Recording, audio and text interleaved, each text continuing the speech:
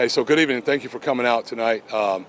This evening around 7, just after 7 p.m., one of our patrol officers was just doing patrol in a neighborhood in a community here around the 4200 block of Jillian. And while there, a call for service went out from HQ. He was close by. A citizen in the neighborhood pointed him in the direction of the call.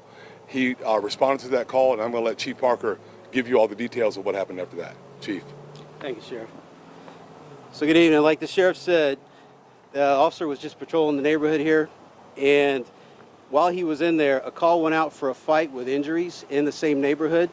So officers were dispatched to the 4200 block of Jillian Drive. It was just after 7 p.m. While he was riding through the area, he was flagged down, like the Sheriff said, by some people down the road. They pointed to where the same incident was occurring. So as he responded, he got there just approximately about 7:09 p.m. As he got out, he went in between the houses where he could hear all the yelling coming from. And if you picture, the two houses are obviously side by side. And where the backyard started, there was one of these white vinyl fences like you see here to the side that was separating the front yard from the backyard. As he comes into the area, there's a middle-aged Hispanic male down on the ground bleeding. On top of him is an older lady on top of him. She's also bleeding. There's blood all over the fence.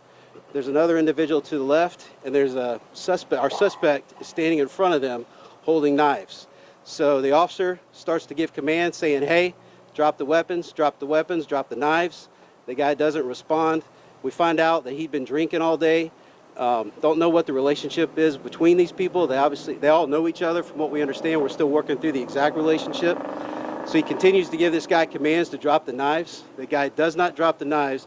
He was holding both in his left hand at one point, and then he takes and gets one in either hand. They have pretty large butcher knives like you'd have in your kitchen. As he pulls them both up, he goes back and gets within just a couple feet of these two people to attack him again, and the officer engages him and shoots him. He goes down on the ground. The officer holds him at gunpoint until the other officer is able to arrive, and at that point they start rendering aid to him. JFRD responded. They transported him to a local hospital. He did not survive his injuries. The state attorney is on scene conducting their independent investigation, and I'll give you the officer's information at this time.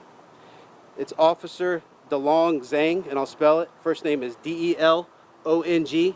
Last name is Z-H-E-N-G. ID number 79056. This is his first officer-involved shooting. He's been with us for 7 years.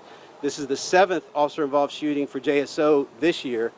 And the suspect, we haven't made next of kin notification yet, so we're not releasing his information at this time since he's deceased. However, I can tell you he's a 58-year-old Hispanic male. So, and with that, we can take any questions. Any idea what led to the initial attack?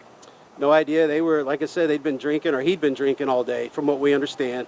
There is some type of relationship between all these people. We're still working through that to figure out what it is. And it was bad enough that somebody called in. There was an armed, fight with injuries. And while those officers were being dispatched, this guy just happened to be, this officer was in the neighborhood and got flagged down himself. So it was pretty loud, causing a lot of commotion. What is the status of the officer? Is he being placed on administrative leave? That's standard for all these, yeah. So no different than any other officer-involved incident, yep. So the other two victims, I believe, are going to be okay. They're still being evaluated as well. So they cut up pretty good, it looked like, but it looks like they're going to be okay. Can you clarify what kind of knives and how many there were? 2 knives. It's kind of, I don't know, estimate 6 to 8 inch blades, like butcher knives, like you'd have in your kitchen. All right, thank y'all.